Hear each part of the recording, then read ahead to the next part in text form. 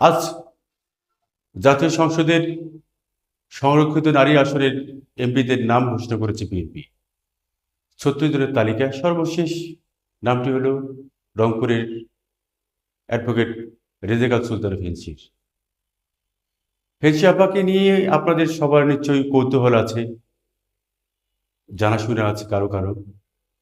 রেজেকা Sultana fancy একাধারে আইনজীবী, advocate, lawyer যাকে বলে, এরপরে তিনি সংস্কৃতি কর্মী, তারপর হচ্ছে মহিলা দলের রংপুর মহানগর শাখার প্রেসিডেন্ট। তার আরও একটা গুণ হচ্ছে তিনি লোকজ শিল্প, লোকজ বিষয়গুলো নিয়ে কাজ করে, লোকজ সংস্কৃতির কাজ করে। তিনি ভাই অঙ্গনের প্রতিষ্ঠাতা সহসভাপতি।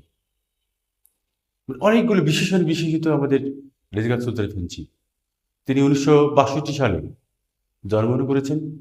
কালামিয়া কলেজ থেকে তিনি সর্বোচ্চ গ্রাজুয়েশন করেছেন, মাস্টার্স করেছেন, এবং দর্শন ডিপার্টমেন্ট থেকে। এরপরে দর্শনে পড়ার পরেও তিনি ল করেছেন রংপুর আইন মহাবিদ্যালয় থেকে। এরপরে তিনি অনেকগুলো চাকুরি, সরকারি গভর্নমেন্ট জব যেটাকে বলে, সবগুলো ছেড়ে দিয়ে তিনি আইন পেশায় এসেছেন। তার বাবা আব্দুল কুদ্দুস একজন সম্ভ্রান্ত পরিবারের সন্তান ছিলেন, উপজেলা চেয়ারম্যান ছিলেন। তাদের পরিবারে 5 ভাই 5 বোন, তারা সবাই সমৃদ্ধ। অনেকে চলে গেছেন, অনেকে ইন্তেকাল করেছেন, কিন্তু যারা বেঁচে আছেন তারা সমৃদ্ধভাবে বেঁচে আছেন। আমরা মনে করি রংপুর থেকে নির্বাচিত সংরক্ষিত আসনের মহিলা এমপি রেজেকা সুলতানা ফেন্সি আপা আপনারা ভালো করবেন, রংপুরের মানুষের সকল বিষয়গুলো নিয়ে কাজ করবেন।